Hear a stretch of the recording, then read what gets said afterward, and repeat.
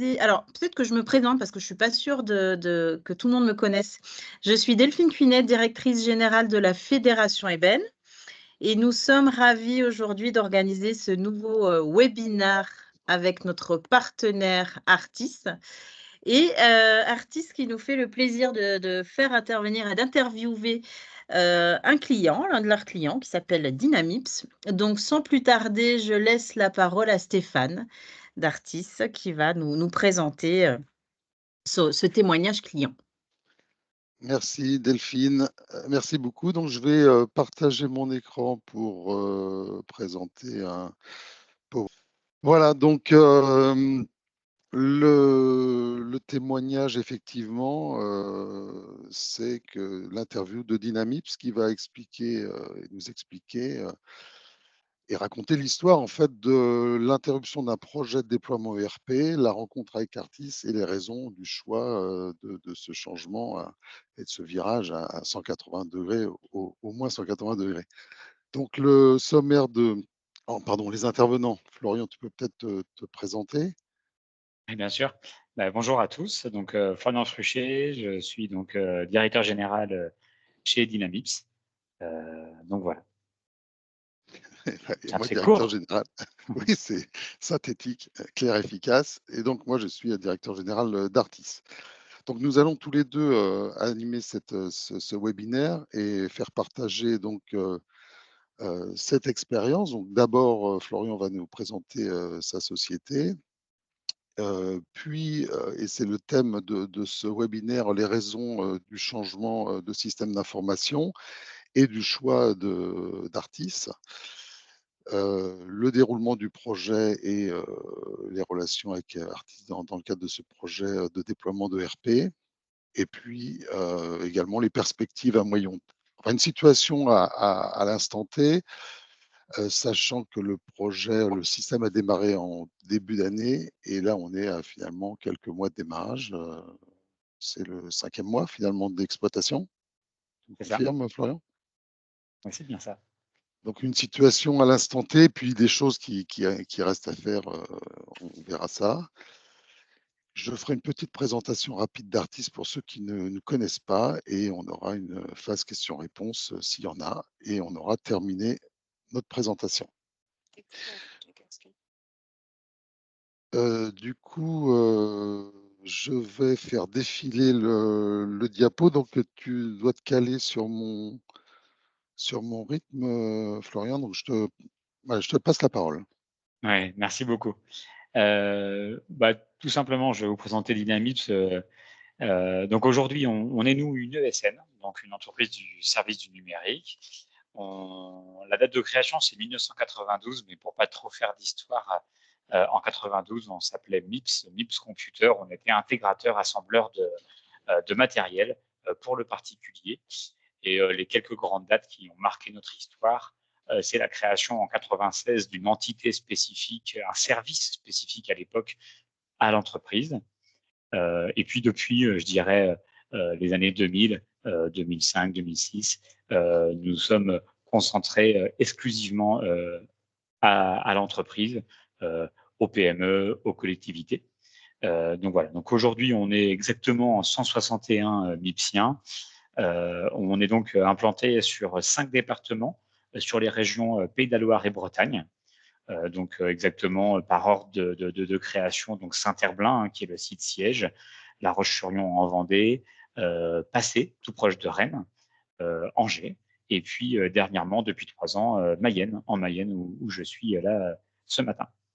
Donc voilà, après les chiffres, aujourd'hui, on fait 23-24 millions d'euros, certainement 26 cette année, et on a environ 1500 clients et 800 clients sous contrat. Donc je disais tout à l'heure, je suis directeur général, mais Dynamips, c'est une entité où nous sommes 3 associés dans un COMEX avec des missions de direction générale où Antoine, notre PDG, et moi, je chapeaute plutôt la partie direction commerciale et la partie tout ce qui est projet informatique avec notre équipe informatique. Donc, voilà mes missions pour être un peu plus complètes. Si tu veux bien, Ouais, je vais Stéphane. avancer si le truc, il bouge plus, c'est inquiétant. Pourquoi mon PowerPoint s'est bloqué? Ah si, d'accord. Super. On a deux grandes raisons d'être et qui représentent vraiment notre métier. La première, on n'est pas un éditeur, nous, de logiciels, on n'est pas un constructeur de matériel. Donc, notre première raison d'être, c'est vraiment de faciliter l'intégration des nouvelles technologies pour nos clients. Pour faire très simple, nos clients sont des PME ou je disais des collectivités. Leur valeur, elle est dans ce qu'ils proposent à leurs clients. Et nous, on estime que l'informatique, les nouvelles technologies au sens large, doivent être un moyen pour leur permettre d'être plus productifs, plus efficients, plus sécurisés. En tout cas, leur permettre vraiment d'aller vers un partage de valeur vers leurs clients à eux. Donc, on se positionne vraiment dans ce sens-là. Et puis la deuxième, qui est tout aussi importante puisqu'elle est empreinte de de la partie RSE, notre politique RSE, c'est de s'engager pour notre territoire. Alors, notre territoire avec un grand T, ou nos territoires quand on parle de nos agences et de nos équipes, puisqu'on a la volonté, en fait, d'avoir vraiment des entités fortes par département. Pour information, sur les 23 millions d'euros de chiffre d'affaires en 2023, on fait 7 millions sur le 44, 7 sur 49, 5 en Vendée, 3 à Rennes, 1 pour cette nouvelle agence en Mayenne, et avec des équipes de 20, 30, 40 personnes par département. Donc, on n'est pas en bureau, il y a vraiment des entités dans nos territoires qui s'engagent au quotidien. C'est important dans nos projets aussi, c'est pour ça que j'ai pas le temps de le dire. Super. Donc, nos domaines d'expertise, ils sont au nombre de 5. Le premier, c'est vraiment ce qui touche autour de l'infrastructure. Donc, on parle de moderniser l'IT des clients. Donc, je ne vous parlerai pas de toutes les solutions proposées, ce n'est pas du tout l'objectif. Mais on est là autour de l'infra. On met hybride. Pourquoi? Parce que simplement, elle peut être sur le site de nos clients ou dans le cloud de grands partenaires, HPE pour la partie locale et Azure chez Microsoft pour la partie cloud. Et là, on va d'un serveur simple à de l'hyperconvergence. Nos clients vont, entre guillemets, de 10 à 300 utilisateurs. C'est 80% de nos clients. Et après, sur les zones d'expertise, on a des clients, des PME un peu plus importantes. Mais voilà, 80% de notre marché, c'est entre 10 et 300 utilisateurs. Le deuxième pôle d'expertise, c'est vraiment autour de la cybersécurité. Alors évidemment, on a commencé par la partie antivirale avec Sophos, mais là, on est depuis maintenant plusieurs années monté en compétences sur des solutions beaucoup plus complètes de sécurité, évidemment, la partie antivirale, anti-ransomware, firewall, mais aussi des solutions de service qu'on appelle communément des SOC, des capacités à superviser et surtout infogérer à distance toute la sécurité dans une entreprise. Le troisième pôle, c'est la partie collaborative. Donc là, on le met directement, un seul partenaire, c'est Microsoft, et on le verra dans le projet avec Artis, c'était un des points très importants, puisqu'on est partenaire Microsoft depuis le début. Je ne me rappelle pas qu'on ait fait autre chose. À l'époque, des solutions cloud, BPOS, puis Office 365, maintenant M365. On est suivi en direct par la Corp Microsoft. On fait partie des 10 partenaires suivis en direct en France. Et aujourd'hui, on fait environ un récurrent annuel de 7 millions de ventes autour des licences et des solutions Microsoft, tant sur le collaboratif et l'Azure. Donc, c'est un pan important de notre activité. La quatrième zone d'expertise, donc c'est toute la partie logicielle de gestion. Aujourd'hui, on a une expertise on a profité de notre agence justement mayonnaise avec un centre EBP. Et aujourd'hui, on sait préconiser des solutions autour des solutions EBP. Et donc, on produit aussi le support et l'accompagnement de nos clients autour de cette activité-là. Et puis, on le voit en transversal. On accompagne nos clients sur tous leurs besoins. Notre client n'est pas là que pour faire un gros projet par an. Il peut aussi nous demander une souris, une barrette mémoire, son poste, un écran. Donc, toute la distribution associée à ces services-là. Évidemment, tous les services managés. On verra aussi tout à l'heure, on travaille beaucoup en contrat d'infogérance. Et la spécificité, c'est qu'on travaille quasi à 90% que sur des contrats non engagés. C'est-à-dire c'est du contrat mensuel sans engagement. On estime que l'engagement du client, c'est la qualité qu'on doit lui apporter et que si il n'est pas content de nous, eh bien qu'il puisse malheureusement pour nous, mais partir sans avoir de contraintes. Voilà pour nos domaines d'expertise. Je l'ai dit, au fur et à mesure, nos grands partenaires, ils ne sont pas nombreux, on fait des choix forts, hein, Microsoft, HP, HPE, voilà, Sophos, VMware, Vim, puis EBP, Let's Admit, Eaton, j'en dis pas plus, mais ce sont vraiment, c'est un portefeuille qu'on essaye de tenir. Donc, pendant le match, pendant la fin de saison, je n'ai rien. Est-ce que vous pouvez couper vos micros? Ouais, on peut même le couper pour lui. Voilà, c'est ce que je viens de faire. Oui, alors j'essaie. Ah bah c'est fait. Bon. Je viens de le faire en fait. Mais désolé de vous avoir coupé la parole. La prochaine slide. Tu veux bien, Stéphane? Je crois qu'on a terminé pour la présentation. Voilà. Voilà. Là, on attaque le témoignage, donc purement ce qui est le cœur du sujet. Écoute, là, on va à nouveau te laisser la parole, puisque tu vas raconter un peu l'histoire du changement de système d'information qui, depuis longtemps finalement. Oui, alors c'est vrai que Dynamics a grandi. Alors c'est vrai que le terme linéaire qui a été exposé ici, il est assez vrai. On est une ESN qui fait depuis maintenant plusieurs années 10 à 15% de croissance par an. Donc c'est une croissance maîtrisée, ça va bien aussi avec nos valeurs parce que évidemment il faut intégrer les collaborateurs, apporter un niveau de service à nos clients. Et à l'époque où on s'est posé la question de nos outils, c'était déjà 2018, où finalement, à travers un sondage dans le cadre de notre QVT à nos collaborateurs, on a bien senti que l'outillage devenait complexe et qu'on perdait énormément de temps.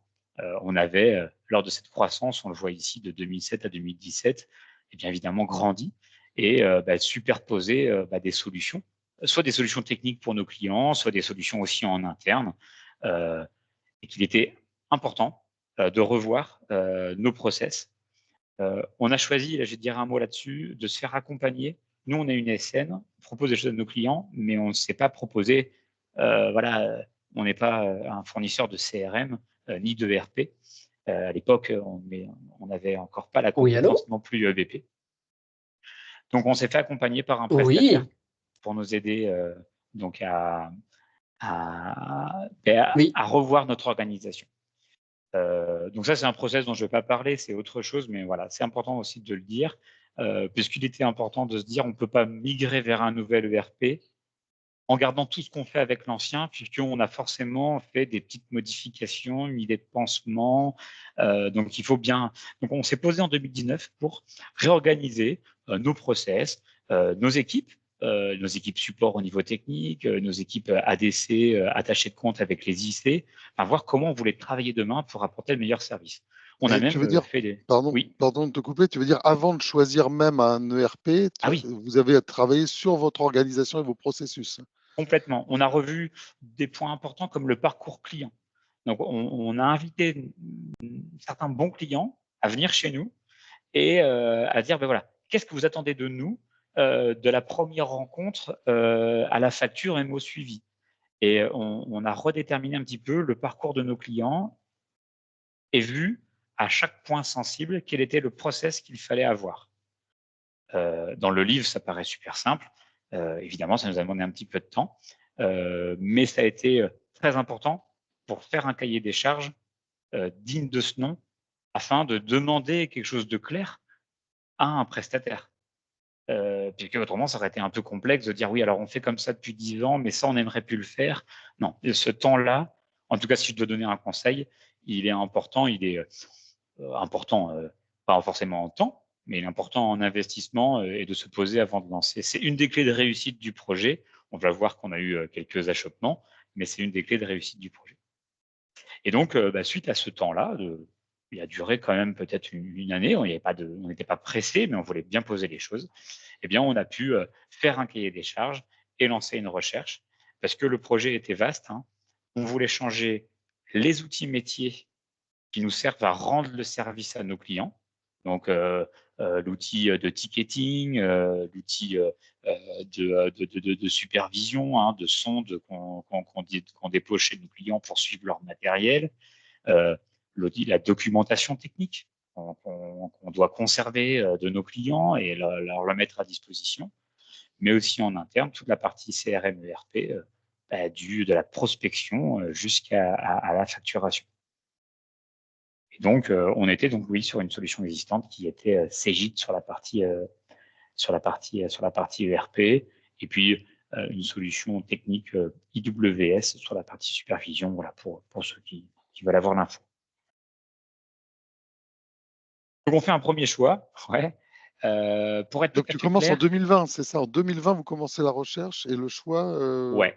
vous emmène jusqu'en 2002. En 2020, on fait le cahier des charges, on lance les recherches pour un go live au 1er janvier 2022 ou 23. Pour un go live au 1er janvier 2023. Donc ça veut dire que là-dedans, je pense que le cahier des charges, il doit être écrit en septembre 2020, on lance la recherche en 2021 et on y va, quoi. Et finalement, on fait des choix technologiques. On va faire des ateliers et autres avec la solution Odoo, la solution Dynamics de chez Microsoft. Alors, étant pure player Dynamics, Microsoft, pardon, tout le monde nous voyait aller vers Dynamics. Et puis Sage X3. On fait un choix qu'on estime éclairé et on va vers Odoo pour la partie CRM ERP. Puis un choix technique sur les outils Autotask, avec la volonté quand même de créer entre ces deux outils un lien très fort, vraiment une intégration très forte, pour se dire, si je suis technicien, j'ai accès à Autotask, mais je vois des informations qui peuvent provenir de l'ERP ou du CRM, et inversement, si je suis commercial et que je me connecte à mon outil, je vois aussi des informations qui proviennent de la partie technique. Ça, c'est vraiment le cœur de notre projet, avoir une vision de 360 au sein d'un seul et même outil. Et là, on se dit, on va prendre 2 spécialistes et en tirer le meilleur. Là, je vais passer 1 an assez rapidement pour pas trop m'épancher. La solution Odoo est une belle solution, mais malheureusement, on fait un choix. On est aidé pour ce choix, mais on fait un choix d'intégrateur qui n'est pas concluant. Je vais juste dire un mot là-dessus, pas sur l'intégrateur, hein, je lui souhaite de réussir d'autres projets, mais nous, on choisit de faire un projet qui est le plus possible autour du paramétrage, c'est-à-dire de choisir dans Odoo ce qui existe et de le paramétrer au mieux pour nous, et d'avoir maximum 20% de développement spécifique. Et au fur des mois qui passent, on se rend compte que l'équipe qu'on a en face de nous est composée de 80% de développeurs et 20% de chefs de projet. Et on commence à comprendre pourquoi, à chaque demande, la réponse en face, c'est un développement. Et voilà. Et à un moment donné, au bout de 9 mois quand même, on se rend compte que entre ce que nous, on a dans les mains, qu'on arrive à tester en mode agile, toutes les 2 semaines, toutes les 3 semaines, on est rendu à peu près à 30% de ce à quoi on souhaite arriver, ce qui est dans le cahier des charges. Et pourtant, le prestataire, lui, dit être à quasiment 200% du temps passé. Donc là, il y a évidemment une problématique. Donc on la traite et on doit arrêter, on choisit clairement d'arrêter le projet ERP CRM Odoo. En parallèle, le projet de migration de nos outils techniques vers la suite Autotask, Datto, IT Glue, et elle est une vraie réussite. Et c'est pour ça qu'en 2022, on lance tout de même les outils techniques. C'est-à-dire qu'on fait une migration sur l'ensemble des outils techniques. Et au moment où on décide ça, on doit être mi-2022. On garde encore 3 mois pour développer avec un prestataire, notre prestataire actuel, ancien maintenant, mais Cegid, les liens entre la base client Cegid et la partie technique pour qu'on puisse fonctionner et bien travailler. Et donc, on a un premier go live technique finalement de mémoire octobre 2022. Et à ce moment-là, on repart sur c'est ce qu'on met ici, le développement de connecteurs entre Cegid et Autotask. Et on se dit maintenant, on a le temps de retrouver une solution ERP adaptée. Je me permets de vous interrompre, j'ai une question dans le chat. Une question de Christophe. Est-ce possible de connaître le prestataire Odoo?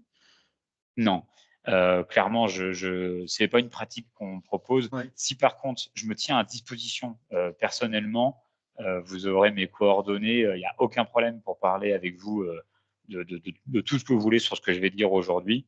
Mais là, comme ça, livrer le nom d'un prestataire où nous, on a décidé qu'il n'était pas au niveau, ce serait, je trouve, pas très propre. Enfin, en tout cas, je ne le ferai pas. Mais je suis dispo. Voilà. Ah, c'est bien de dire ça, Florian. Donc, je crois que dans les scénarios, c'était, parce que là, on va parler du choix d'artistes, évidemment, mais il y avait aussi le choix quand même de remissionner un autre intégrateur Oui. Odoo, parce que Odoo n'était pas abandonné forcément Non. à ce stade. Non, c'est vraiment ça. On choisit donc d'intégrer notre outil URP à l'époque Cégide pour se donner le temps, et on a une phase qu'on appelle de réassurance. C'est-à-dire que le produit Odoo, et encore aujourd'hui, je suis persuadé que c'est un très bon produit. On a vraiment eu un souci d'intégration. Et donc, en fait, on repasse un petit peu à la caisse, entre guillemets. On choisit un autre intégrateur capable de reprendre le projet. Alors, sans les développements qui ont été faits, donc finalement de repartir sur un nouveau projet. Donc, on refait des ateliers pour réexpliquer en même temps qu'on en fait avec Artis. Ouais. Florian Stéphane demande pourquoi ne pas avoir changé d'intégrateur. Était-il référencé chez Odoo en Gold ou Silver? Il était référencé en Gold. Déjà, vous avez fait une liste plus petite. Et justement, là, quand on arrête avec le premier, on se dit on va continuer avec Odoo, c'est une possibilité, et on change d'intégrateur. Exactement. Et donc là, l'intégrateur, lui, il reprend le dossier, notre cahier des charges, qu'on veut en faire, donc il faut tout lui expliquer. Donc il nous dit écoutez, pour définir combien de temps il faut qu'on fasse des ateliers pour voir vos équipes. Donc finalement, on dit on le fait. Honnêtement, on remet de mémoire 10-15 000 euros dans ces ateliers pour redonner tous les éléments, parce qu'on se dit si on le fait, voilà, on donne les moyens d'y arriver, oublie. Et dans les mêmes temps, on rencontre Artis sur l'IT Partner, celui qui était une date spécifique, qui était l'été, je crois. Ouais, exactement. Donc juin 2022. 2023 Non, 2022, tu as raison. 2022. Ouais. Donc, c'est vraiment au moment où on vient de décider qu'on allait faire l'interco Cégide Autotask. Et là, je me rappelle, on était avec Antoine, mon associé, et on dit, ouais, mais en fait, là, OK, l'outil, on veut une vision 360. Donc là, je vais commencer à parler de pourquoi avoir choisi Artis, forcément, je pense. Et en fait, ça répond à notre cahier des charges. Alors, pourquoi vous allez me dire, j'ai pas choisi Artis depuis le début? Parce que quand on a fait le tour des prestataires, on avait des axes de choix de décision où on est passé à côté d'Artis parce que Artis ne faisait pas la comptabilité. Donc, dans l'ERP, on s'est dit, il faudrait la compta. On voulait un spécifique au niveau technique. Donc, voilà, on est passé à côté. On ne se connaissait pas vraiment, Florian. On se connaissait pas. C'est ça. Non, mais aujourd'hui, on aurait pu, parce qu'on a fait une veille on a dû voir 15 solutions, en sélectionner 3. Dans le tableau comparatif, vous étiez dedans, mais on ne s'était jamais rencontrés. D'accord. Donc voilà. Je ne savais pas ça. Je l'ai retrouvé. Mais voilà. Mais bon, on est passé à côté, c'est comme ça. Et en 2022, là, par contre, c'est toi, Stéphane, qui nous fait une démonstration sur l'IT. Ouais, et on dit OK. Ouais. Et là, on se dit OK, là, il y a quand même. Il faut qu'on mette en concurrence, parce que même si on a relancé des trucs avec Odoo et donc ce prestataire-là qui nous a fait très bonne impression, le deuxième, et donc on décide de prendre le temps de choisir. Donc on se dit à décembre 2022, il faut avoir choisi si on continue avec Odoo ou si on va vers Artis. Bon, là, c'est pas simple, parce que en décembre 2023, en décembre 2022. On doit choisir en décembre 2022, c'est ça. Je les date, c'est génial. Et si on choisit la solution Artis, ça veut dire que tout ce qu'on a fait pour intégrer la partie technique va, pour 80%, ne pas servir, parce que Artis répond à une grosse partie de ses besoins. C'est-à-dire que la solution de ticketing qui est Autotask, la solution certainement de documentation, c'est pas ça qu'on va conserver. Par contre, rapidement, on voit qu'Artis, on le voit ici, est intégré nativement avec Datto et RMM. On se dit, bon, c'est quand même la partie qu'on a déployée chez tous nos clients. Aujourd'hui, c'est Dato RMM, nous, c'est 12 000 sondes. Donc, c'est un peu de temps sur nos 800 clients. Donc, tout redéployer, c'était possible, mais bon, quand même. Et donc, là, on creuse. Je vous la fais un peu plus rapide. On voit que nous, on travaille beaucoup sur des contrats, sur du récurrent. Aujourd'hui, on a, en ce moment même, voilà, on fait 50% de notre chiffre d'affaires en récurrent, 50% ce que j'appelle moi en one-shot, achat-revente de matériel, licences et prestations. Donc, la gestion des contrats était un point vraiment important.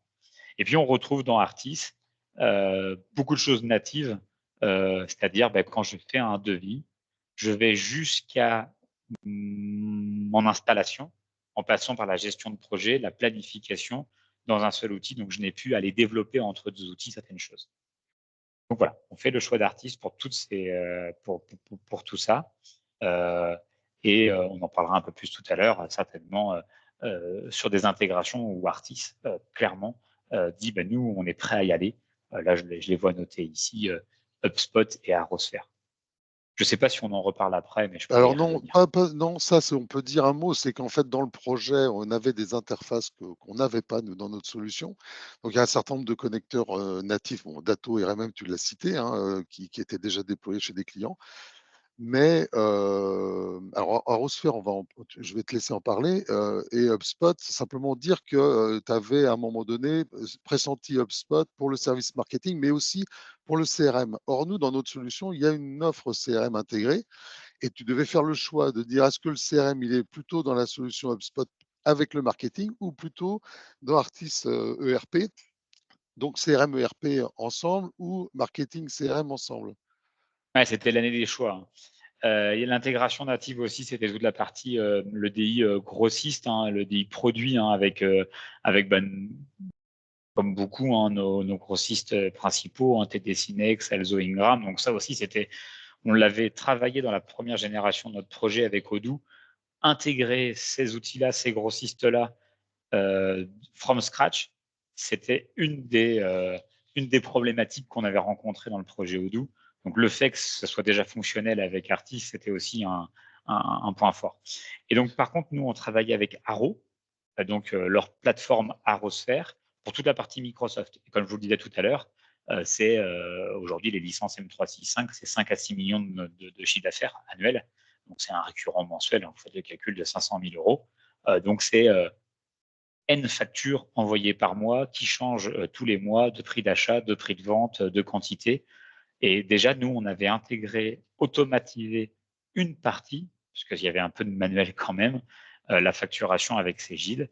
Et donc là, il fallait absolument, c'était un no-go si on n'y arrivait pas, intégrer Artis avec Arosphere. Et ça a été une des grandes réussites, parce qu'aujourd'hui, l'intégration qui est faite entre Artis et donc Arrow et sa plateforme Arosphere, elle est plus puissante, elle est plus aboutie que celle qu'on avait fait nous, dans un premier temps.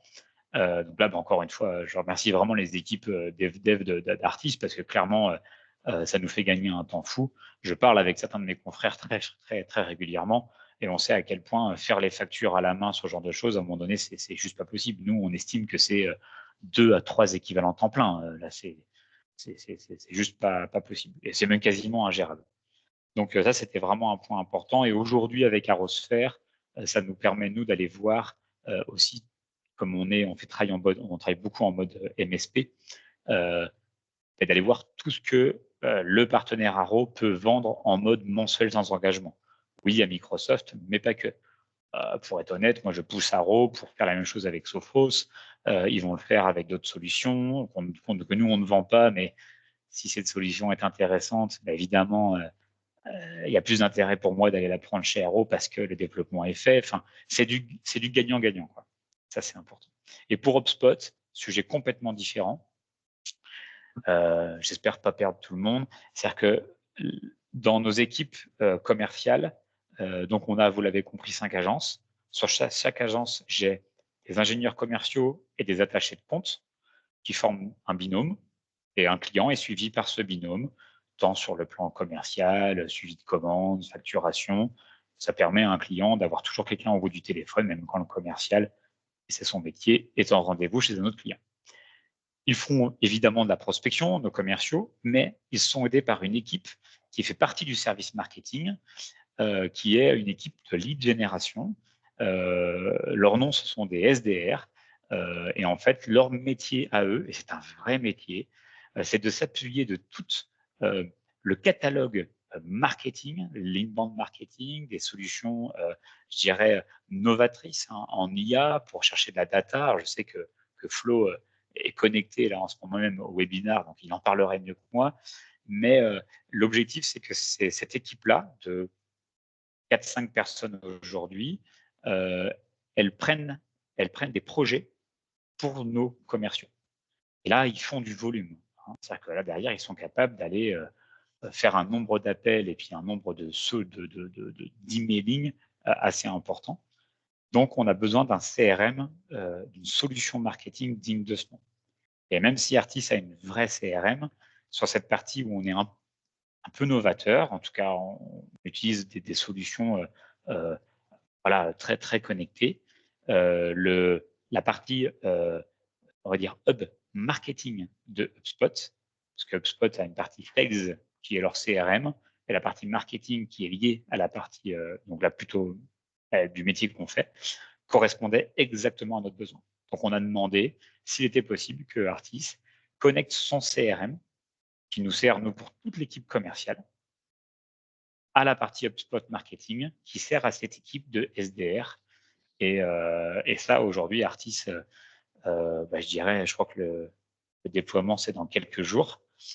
Et Florian qui est connecté, et même Nicolas, mon RSI, sont clairement hyper contents parce que ça correspond, c'est-à-dire que nativement, maintenant, Artis va se connecter à HubSpot marketing et va nous permettre de faire un lien entre les deux outils. Et typiquement, je vais faire simple, si mon équipe SDR prend un rendez-vous, ça génère dans Artis la bonne affaire, la bonne action pour le bon IC. Et si je mets à jour mon affaire, c'est-à-dire le suivi de mon portefeuille, certaines informations qui me semblent importantes redescendent dans HubSpot pour que mon équipe SDR puisse avoir ses KPI et ses suivis.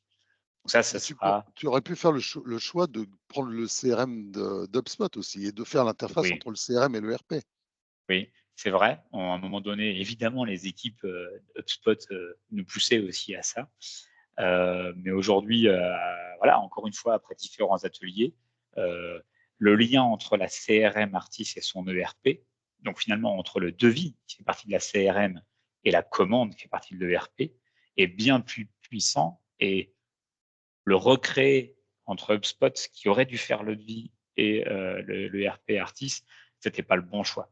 Aujourd'hui, HubSpot fait des choses très bien en termes de CRM, mais dans mon métier, il ne sait pas serialiser, il ne sait pas gérer des stocks, il sait pas.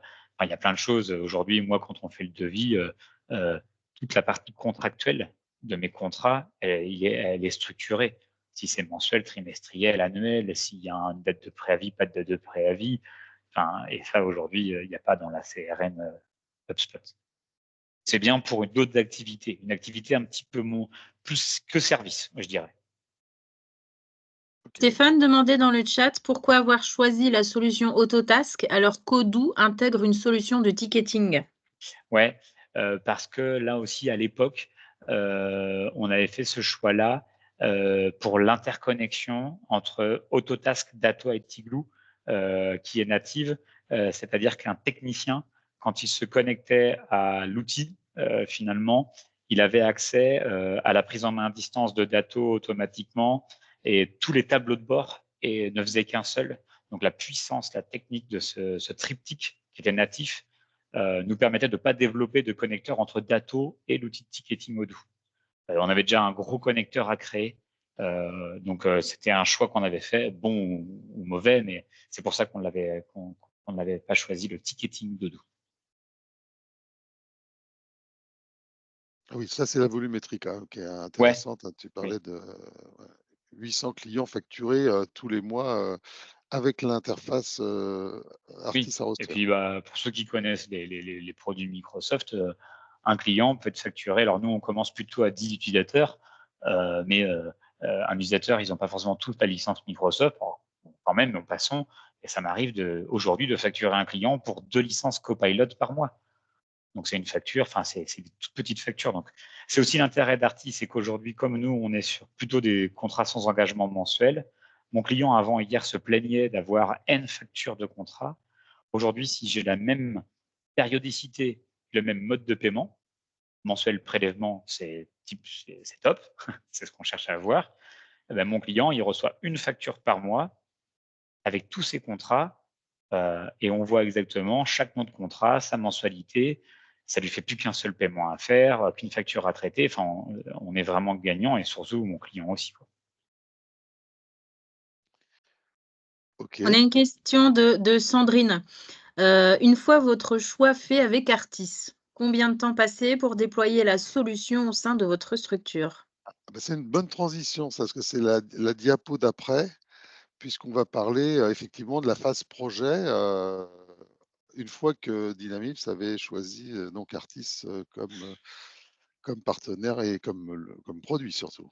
Et puis Sandrine, c'était pour nous aussi une vraie interrogation parce que c'était un vrai challenge, parce que vous l'avez compris, même si tout paraît assez fait maintenant, voilà, n'empêche que ça devenait un petit peu, il y a quand même tout un pan de notre activité qui nécessitait à ce qu'on migre vers de nouveaux outils et on le faisait pas. Donc les équipes, on nous a tenus informés, donc évidemment elles comprenaient, hein, mais n'empêche c'était important pour nous de déployer. Donc on a choisi Artis en mars-avril 2023, et le temps de faire la communication auprès des équipes, parce qu'il fallait quand même savoir qu'en choisissant Artis, on disait à nos équipes techniques, donc c'est à l'époque 90 personnes, dont 40-45 personnes au support, qui clairement utilisaient à 120% la suite Autotask, Datto et autres, de dire ça fait 1 an que vous êtes en train de comprendre ce nouvel outil, vous en êtes tous hyper contents et on va le changer.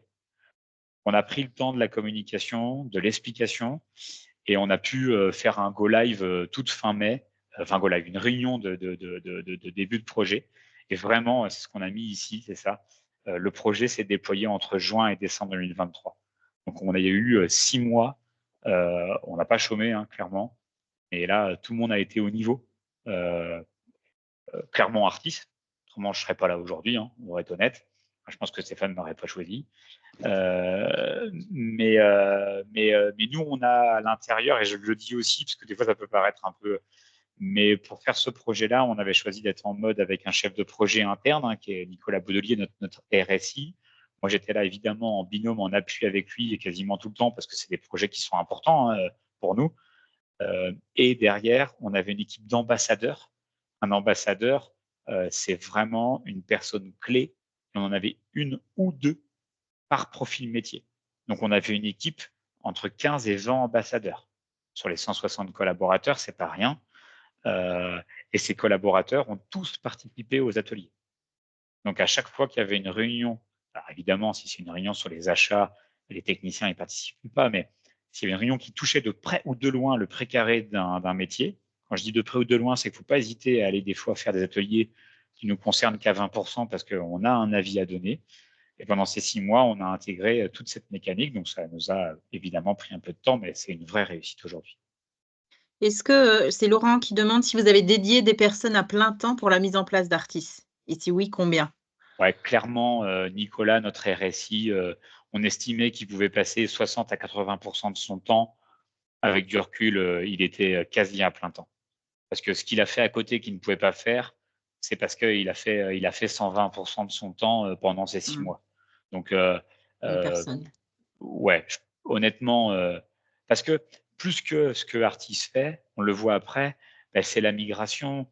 Même si nos contrats étaient plutôt structurés, il fallait voir comment les structurer bah, dans le cadre d'Artis, bah, pour que ça réponde aux mêmes exigences qu'on a par rapport à nos clients.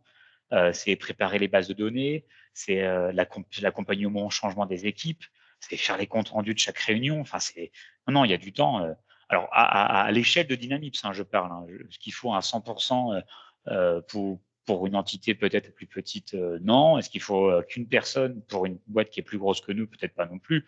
À notre échelle, oui, je dirais oui. Oui, parce que le délai, parce que le projet s'est fait en 6 mois, mais c'était le délai de quasiment pas du contrat, mais ce qu'on s'était dit. Parce que tu voulais absolument démarrer Oui, en 2024, 1er c'est janvier. ça. C'est ça. Donc, Déjà, c'était vraiment on vous a choisi aussi parce que vous respectiez ce délai et que dès le début, quand on a vu que le délai on a dit, attendez, c'est l'engagement. Donc, vous avez mis les équipes en face. On a évidemment dû nous les mettre aussi. Hein. Est-ce que s'il avait duré 9 mois, 3 mois de plus, Nicolas aurait passé moins de temps? Non. Je dirais ça changerait peut-être pas le temps à y passer. Peut-être qu'il aurait fait un 90% sur le projet, mais je pense que ça répond à la question posée. Il faut quelqu'un. Et quelqu'un qui est, c'est pas un admin système et réseau, quoi, hein, c'est un chef de projet.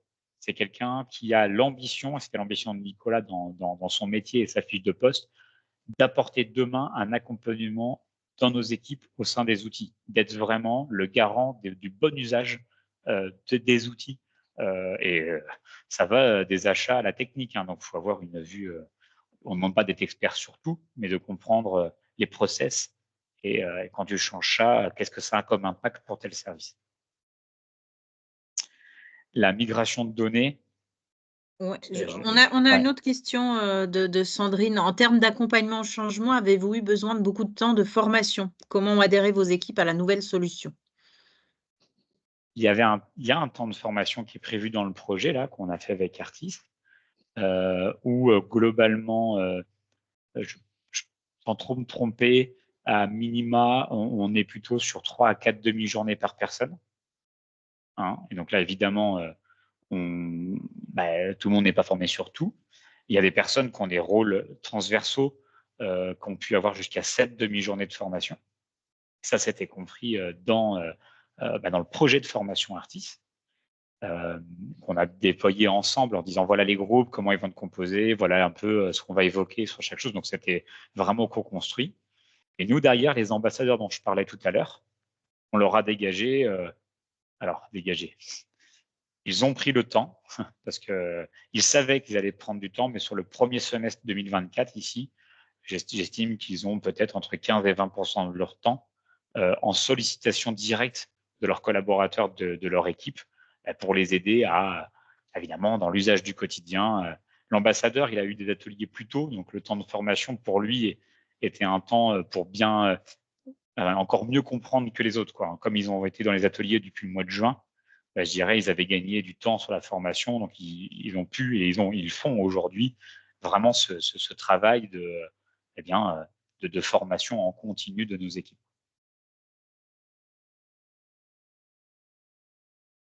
Très bien. Tu veux ajouter Ouais. autre chose sur le projet? Non, sur le projet, la migration de données, c'est Artis nous l'a dit, si c'est pas 20 fois, c'est 30 en début de projet. Je confirme, la migration de la donnée, c'est le point le plus important et c'est le point qui prend le plus de temps. On était prêts, j'estimais qu'on était prêts et n'empêche que comme on change de modèle, il faut bien savoir quand ma donnée elle est ici, quand elle est dans cette colonne qui s'appelle la tel libellé, eh bien, dans quelle colonne elle va aller dans Artis. Et comme on est forcément sur une migration dans un outil qu'on ne connaît pas, ça demande du temps. Et donc là, l'aide à la migration, c'est ce que je disais à Stéphane, elle était présente, hein, vous l'avez mis, mais je pense qu'on aurait pu encore en avoir plus. C'est quelque chose où il ne faut pas Alors, lésigner. il faut dire aussi, Florian, que tu as choisi la méthode de le faire par tes équipes, surtout par Nicolas. Sachant, hein, je rappelle à l'auditoire qu'il y a aussi une méthode où nous, on peut prendre en charge la migration. Donc là, toi, tu avais choisi de t'approprier les outils, de faire toi-même faire le job par tes équipes et par Nicolas principalement. Et nous, on était là qu'en support, en support technique et fonctionnel. Mais effectivement, c'est un sujet central et complexe. Et je te dirais, en pleine migration, je me suis dit, ah zut, on aurait dû tout faire avec Artis. Et maintenant, je me dis, c'est cool, on a pris le bon choix parce qu'on maîtrise aujourd'hui Bah oui, c'est l'avantage. énormément. Et donc, on est devenu autonome sur plein de choses. Mais malgré ça, parce que j'aime bien me remettre en cause, on aurait pu en demander un peu plus quand même. Une espèce d'entre-deux, peut-être. Donc voilà. Et puis oui, on mettait bonne relation, mais je le dis parce que c'est pas du fake. On a vraiment eu tout au long du projet de très bonnes relations avec avec les consultants. Alors évidemment, Stéphane et moi, on était en relation de direction.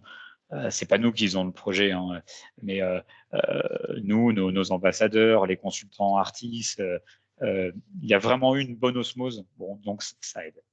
Et on se retrouve à deux PME qui parlent l'une à l'autre. C'est ce qu'on voulait aussi dans le prestataire recherché.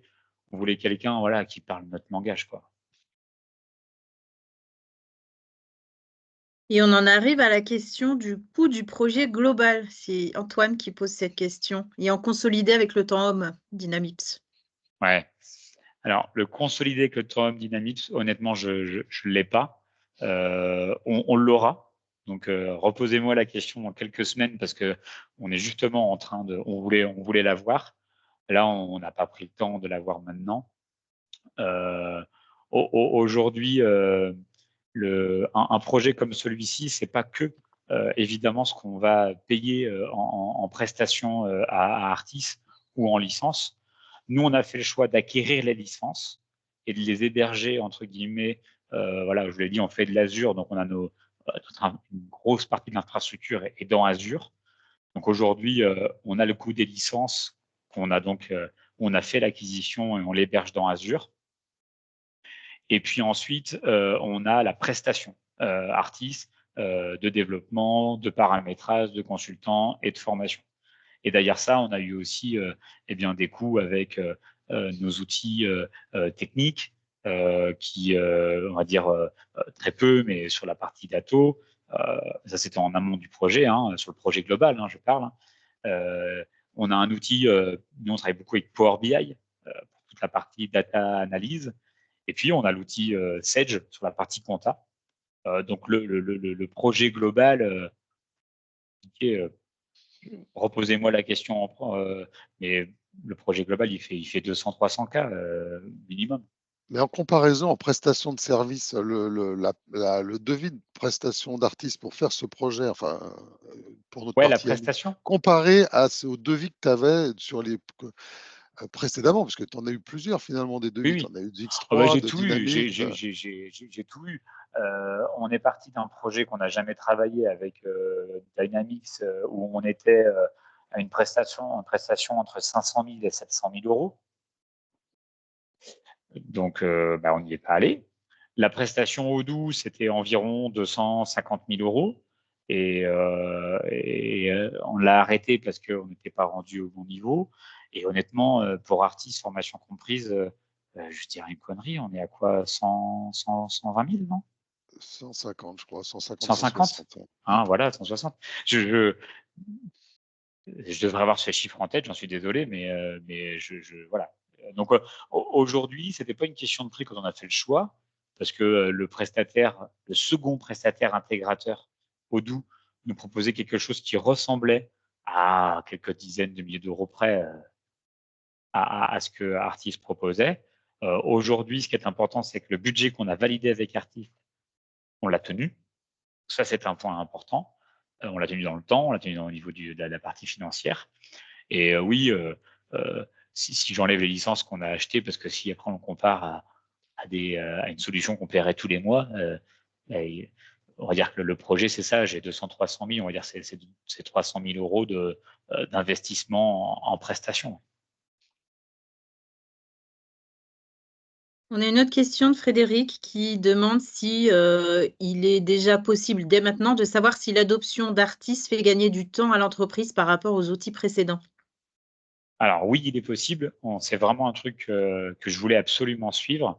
Alors j'ai fait deux types de suivi. Un suivi très subjectif où on a demandé tous les mois à partir de mars, donc en mars pour février, en avril, vous avez compris, on demandait à nos équipes, voilà, quelle est votre note de ressenti sur l'usage de vos nouveaux outils.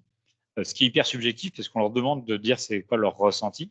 Et le but, c'était pas la note, c'était de voir l'évolution et de s'assurer que de mois en mois, après l'intégration, les équipes ressentaient un meilleur usage. Hyper intéressant. Je n'avais jamais fait. C'est parce qu'on voit des équipes qui n'ont pas amélioré leurs usages pendant d'un mois sur l'autre, donc on va les voir. Tiens, mais pourquoi puis la note, voilà, elle est partie de à peine 5 de moyenne et on a arrêté et on était quasiment à 7,5, 8. Donc Ouais, 7,5 plutôt. Et donc, bien, après, peu importe de la note.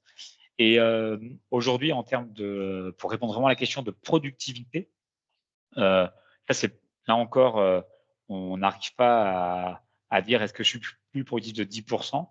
Mais en tout cas, ce qui est sûr, c'est que sur toute la partie CRM, ERP, du devis, passage de commandes, génération des contrats, facturation, là, on sait déjà, à travers les automatismes intégrés Artis, qu'on a gagné du temps. Sur la partie technique, on avait déjà un outil nouveau. Donc voilà, donc vraiment dans la production technique, je pense pas qu'on ait gagné de temps parce qu'on avait migré un an avant sur un nouvel outil, donc quelque part, c'était aussi un très bel outil. Par contre, on gagne aujourd'hui beaucoup de temps sur la partie de l'équipe projet. C'est-à-dire que l'équipe projet, son métier, c'est de planifier, d'organiser nos projets. Elle récupère une commande avec l'ensemble, alors je ne vais pas être trop technique dans Artis, mais l'ensemble des DIT, donc des demandes d'intervention. Donc un projet qui va avoir, je sais pas, 10 jours de prestation, elle va récupérer tout de suite automatiquement l'ensemble des jours à planifier. On a même réussi à dire que ce jour-là, il fait appel à une compétence, par exemple à une compétence Azure. Et dans cette compétence, je tag mes intervenants. Donc le projet voit arriver les 5-6 intervenants qui ont cette compétence. Donc je peux planifier plus facilement cette personne. Enfin là, je pourrais en parler des heures. Donc oui, sur bonne partie des items, déjà, on gagne du temps. Et les contrats et la facturation, c'est sûr et certain.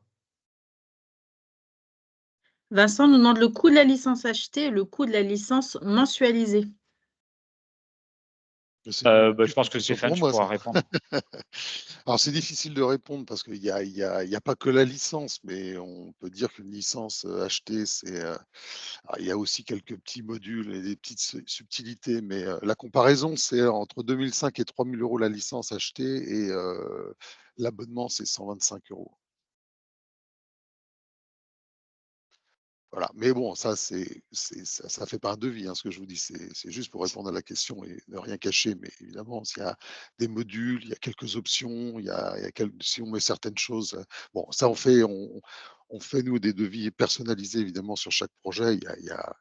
Les prix sont dans un catalogue, mais les devis sont tous un peu différents. Et donc, tu peux nous parler des projets de Dynamips au sens entreprise? Ouais. Aujourd'hui, donc, on a toujours l'ambition de faire cette croissance mesurée. Cette année, on est autour de 15%. Le budget, c'est 16, pour être tout à fait précis. On passait de 23 à 26 millions d'euros de chiffre d'affaires. Et à côté de ça, on a 2 projets importants pour nous, structurels. C'est d'ouvrir une ou 2 nouvelles agences, j'appelle from scratch, c'est-à-dire d'être sur des territoires limitrophes à Dynamips et de pouvoir poser un nouveau bureau et puis d'être capable de grandir autour de cette nouvelle implantation. Et là, évidemment, Artif nous aide énormément, puisqu'aujourd'hui, on se rend bien compte que tout de suite, l'outil, il est là. Donc, c'est facile. Et puis, on a un projet de croissance externe. Alors, on est dans la démarche de croissance externe pour ceux qui l'ont déjà réalisé ou qui sont en cours. Ça, c'est quand le projet est mature, il arrive. On ne peut pas dire qu'on en fera ou qu'on en fera une, on verra, mais en tout cas, dans cette démarche-là. En tout cas, le fait d'avoir maintenant migré, et c'est aussi pour ça qu'on voulait le faire pas trop tard, nous permet de reprendre cette démarche-là, parce que depuis 2 ans, on avait mis en pause la démarche de croissance externe et cette création de nouvelles agences from scratch, parce qu'on voulait le faire quand on était outillé. Et aujourd'hui, on peut très clairement dire que là, on est outillé pour faire face à nos défis de croissance, quoi. Oui, on Ouais. peut parler peut-être de certains projets techniques, alors qui sont des sous-projets ou des petits projets par rapport au projet dont tu viens de parler, mais quelques améliorations qui peuvent intéresser pas mal de personnes à cette réunion, notamment une interface avec Tech Data. Ouais. Ça, pour nous, c'est plus qu'important. On a un service achat qui aujourd'hui, clairement, est à la peine. Et pourtant, ils ont la date du boulot. Et parce qu'on est sur un système, je pense, comme nombreux d'entre nous qui travaillent dans ce métier-là, où on va passer les commandes dans les outils des grossistes. Donc, on récupère le besoin dans Artis et puis ensuite, on va sur un portail. Alors là, on parle de Télésinex, mais il y en a bien d'autres. Et on va ressaisir les commandes. Ça demande un temps fou. Et donc, l'objectif, là, c'est, on a eu, nous, les accords de la direction de Télésinex pour implémenter l'EDI commande. Donc, il y a déjà l'EDI produit stock, hein, donc c'est l'EDI commande entre Artis et Télésinex. Donc là, on est content parce que finalement, on a lancé la réunion de lancement, on a précisé le besoin pour être sûr qu'on est tous alignés. Et là, aujourd'hui, Artis travaille avec Télésinex et on a plutôt de bonnes nouvelles parce que les dernières réunions auxquelles j'ai participé montraient que normalement, on pouvait espérer d'ici la fin d'année une intégration de cette interface. Donc, pour nous, c'est quasiment, encore une fois, ça impacte directement sur le recrutement ou sur du moins la structuration du service achat demain parce qu'on gagne du temps, énormément de temps. Le pilotage des projets, là aujourd'hui, c'est quelque chose, il faut être tout à fait honnête, qu'on gérait extrêmement bien dans l'outil Autotask, qui est géré. On produit, hein, tout va bien avec Artis. Il y avait un petit peu moins d'avance sur l'outillage de pilotage, à notre goût, en tout cas par rapport à ce qu'on faisait. Et là, aujourd'hui, on est dans cette phase-là d'amélioration. Et puis, ce qui est prévu là pour juin, là, c'est ce que j'expliquais tout à l'heure, l'interface entre le CRM Artis et le marketing HubSpot. Et ça, c'est aussi une sacrée visibilité en plus pour l'ensemble de l'équipe commerce.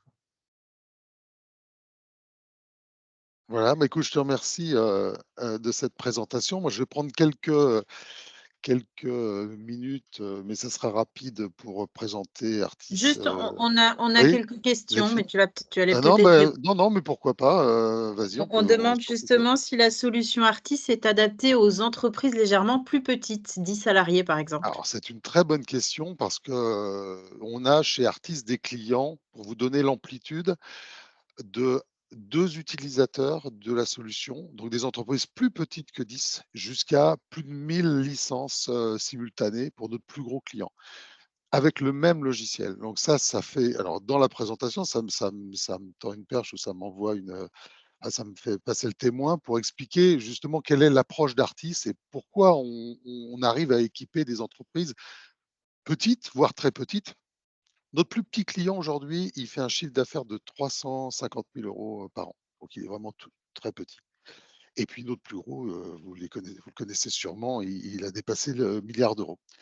Donc, je vais en parler quand je vais parler du produit, mais rapidement quelques chiffres pour situer Artis pour ceux qui ne connaissent pas. Donc, on est un éditeur français. Alors, le hasard a fait qu'on est nantais comme Dynamips et pourtant on ne se connaissait pas, mais ça c'est le hasard. On a des clients partout en France et en outre-mer. On existe depuis 30 ans.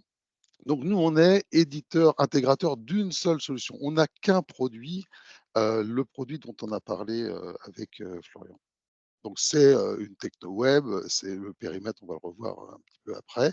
On est 100% indépendant, donc Artis est détenu par 3 associés, un petit peu à l'image de Dynamips, hein. C'est une société détenue par des personnes physiques qui sont aussi opérationnelles. On est environ 60, un peu plus aujourd'hui, et ce qui compte, c'est la répartition. Donc nous, on fait notre logiciel, évidemment, on est principalement éditeur et puis après aussi intégrateur de notre solution, mais ce qui est important, c'est le produit. Donc, on a 25% de personnes qui développent vraiment les nouvelles fonctionnalités, hein, qui sont consacrées que sur ces nouvelles fonctionnalités, sachant que la part maintenance, elle est donc l'équipe de maintenance, elle est dans l'équipe client, service client.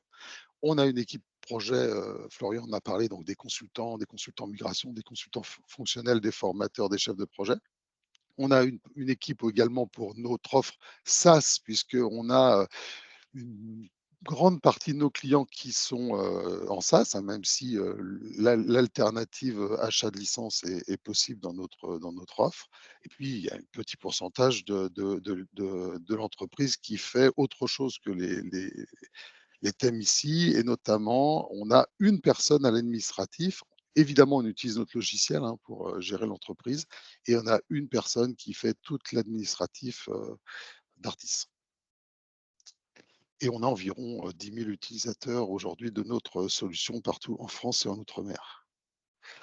Quelques chiffres, donc l'évolution du chiffre d'affaires. L'année dernière, on a clos à 8 millions d'euros de chiffre d'affaires, un peu plus, un objectif à cette époque-là de 58 personnes. Voilà. Je pense que ça donc une croissance régulière, constante, tout va bien de ce côté-là.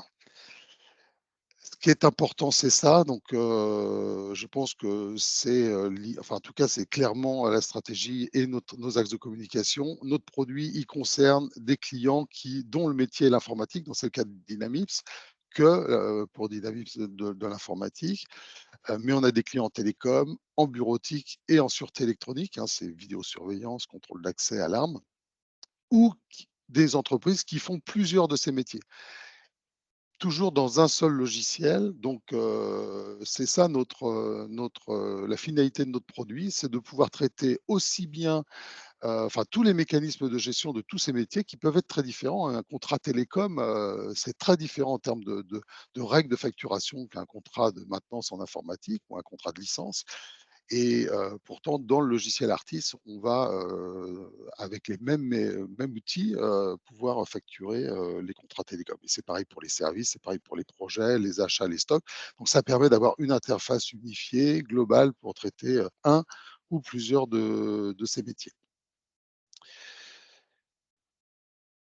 Alors le périmètre fonctionnel, c'est exactement le périmètre qui a été déployé chez Dynamips, hein. Donc on commence par le CRM, on commence sur le plan chronologique, hein. Donc là, on va gérer toute la base, client prospect, gérer les devis, les propositions commerciales. Donc Florian l'a dit, dans Artis, on fait des devis de produits, de prestations, mais également des devis de contrats. Et quand on gagne, l'affaire, donc le devis se transforme en commande, on peut le faire signer électroniquement avec une signature électronique intégrée, et puis ça suit le processus jusqu'à la facturation de la commande.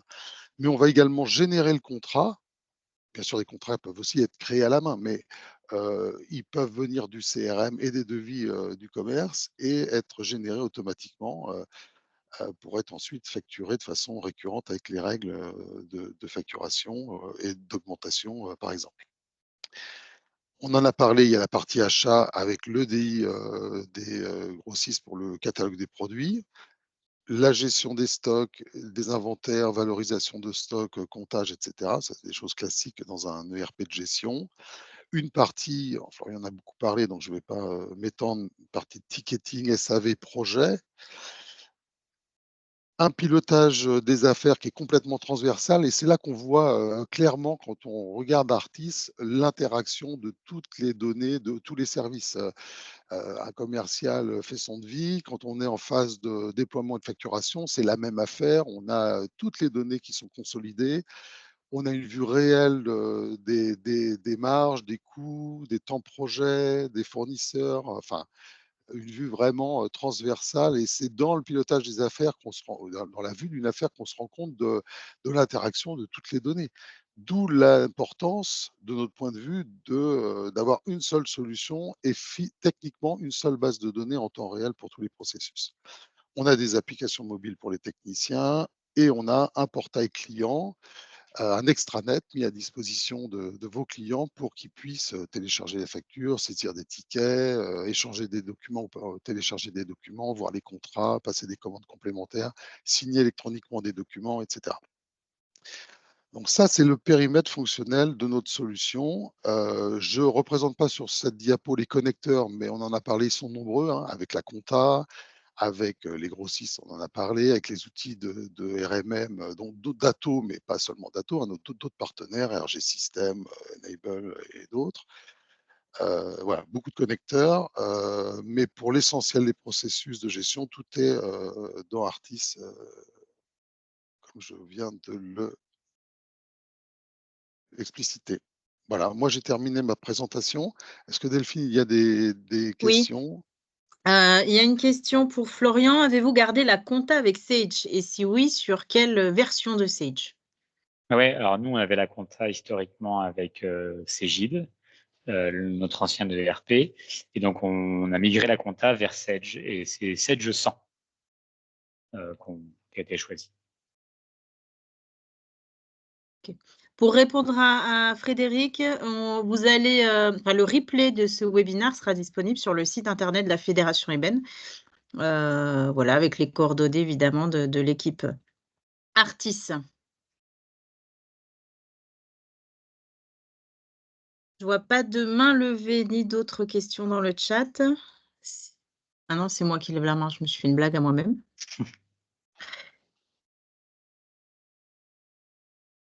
Bon, s'il n'y a pas d'autres questions, je vais remercier Florian et Stéphane. Merci beaucoup pour ce témoignage très précieux qui, j'imagine, pourra éclairer ceux qui sont en réflexion pour un changement de solution.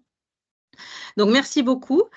Merci, Et puis, Florian. je rappelle aussi, j'en profite pour rappeler que la fédération organise sa convention du 13 au 15 juin à Marseille. Il reste des places, donc n'hésitez pas à vous inscrire. Artis sera avec nous. Voilà, donc ce sera des moments précieux pour des échanges, du networking et beaucoup de grands intervenants avec de l'expertise. Donc voilà, inscrivez-vous, nous vous attendons nombreux. J'avais une question de Vincent, la documentation technique, IT Glue et dans Artis? Alors, pas encore. C'est un point qu'on n'a pas encore migré. Là, c'est pareil. C'est un choix purement Dynamips, puisqu'on souhaitait revoir un peu notre cadre et canevas de doc technique avant de faire cette migration. Et comme IT Glue restait disponible, on a choisi de le faire en 2 temps. Mais ça va être fait, la validation va être faite là dans les prochains mois. Très bien. Bon, pas de questions. Oui. Non, je ne vois pas d'autres questions. Merci Artis, merci Dynamips, merci Julie pour l'organisation et toute la communication. Bonne journée à tous. Bonne journée. Merci. Au revoir. Au revoir.